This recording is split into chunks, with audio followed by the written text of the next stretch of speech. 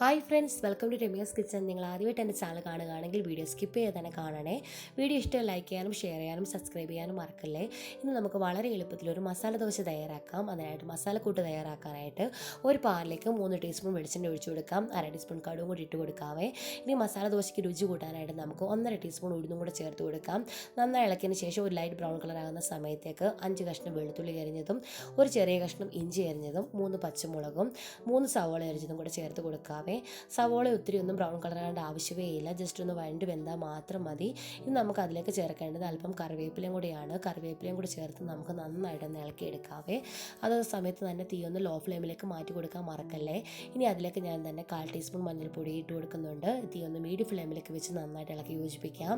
അതിലേക്ക് 1/2 ടീസ്പൂൺ ഉപ്പും 1/4 കപ്പ് വെള്ളം കൂടി ചേർത്ത് നമുക്കൊരു 10 മിനിറ്റ് ഒന്ന് ഹൈ ഫ്ലെയിമിൽ തന്നെ വേവിച്ചെടുക്കാവേ. നേരത്തെ തന്നെ ഞാൻ 3 കിഴങ്ങ് ഉപ്പും മഞ്ഞൾപ്പൊടിയും കൂടി ചേർത്ത് പുഴുങ്ങി ഉടച്ചെടുത്ത് വെച്ചിട്ടുണ്ടായിരുന്നു. ഇനി നമുക്ക് അതിലേക്ക് ഈ കൂട്ടിലേക്ക് ഒന്ന് ചേർത്ത് കൊടുക്കാം. ഇനി തീ ഒന്ന് ഹൈ ഫ്ലെയിമിലേക്ക് വെച്ച് കൊടുത്തിട്ട് നമുക്ക് നന്നായിട്ട് ഇളക്കി യോജിപ്പിക്കാവേ.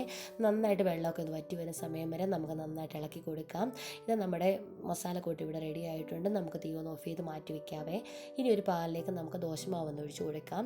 നമുക്ക് നല്ലതായിട്ട് കട്ടി കുറച്ച് നല്ല രീതിയിൽ നല്ല ക്രിസ്പി ആയിട്ട് കിട്ടാൻ വേണ്ടിയിട്ട് നല്ലപോലെ കട്ടി കുറച്ചൊന്ന് ചുറ്റിച്ചെടുക്കാവേ. തീ ഒന്ന് ഹൈ ഫ്ലെയിമിലേക്ക് വെച്ച് കൊടുക്കുക. നമ്മുടെ ദോശയുടെ മുകളിലെല്ലാം ജലാംശം വറ്റിയിട്ടുണ്ട്. ഇനി അതിൻ്റെ മുകളിലേക്ക് നമുക്ക് അല്പം നെയ്യ് ഒന്ന് ഒഴിച്ചു കൊടുക്കാവേ. തീ ഒന്ന് ലോ ഫ്ലെയിമിലേക്ക് വെക്കാൻ മറക്കല്ലേ. ഇനി അതിനുശേഷം നമുക്ക് നന്നായിട്ട് മുരിഞ്ഞ് വരുന്ന സമയത്തേക്ക് നമ്മുടെ മസാലക്കൂട്ട് നടുക്കായിട്ടൊന്ന് വെച്ച് കൊടുക്കാം. നിങ്ങൾക്ക് ഇഷ്ടമുള്ള ഷേപ്പിൽ നമുക്ക് മടക്കിയെടുക്കാവേ. നിങ്ങൾക്ക് ട്രയാങ്കിൾ ഷേപ്പിലോ സ്ക്വയർ ഷേപ്പിലോ ഏത് ഷേപ്പിൽ വേണമെങ്കിലും നിങ്ങൾക്ക് എടുക്കാവേ. ഇനി ഇതുപോലെ മടക്കി എടുത്തിട്ട് ഞാനിവിടെ ട്രയാങ്കിൾ ഷേപ്പിലാണ് എടുത്തിട്ടുള്ളത്. ഇനി നന്നായിട്ട് നമുക്കൊന്ന് മടക്കി എടുത്തിട്ട് തീ ഒന്ന് ലോ ഫ്ലെയിമിൽ തന്നെ വെക്കാൻ മറക്കില്ലേ.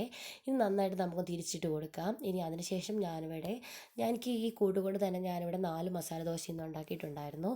ഇത് ഒരെണ്ണം ജസ്റ്റ് മാത്രമാണ് നിങ്ങളെ കാണിച്ചിരിക്കുന്നത്. ഞാനിതൊരു വേറെ പ്ലേറ്റിലേക്ക് മാറ്റുകയാണേ.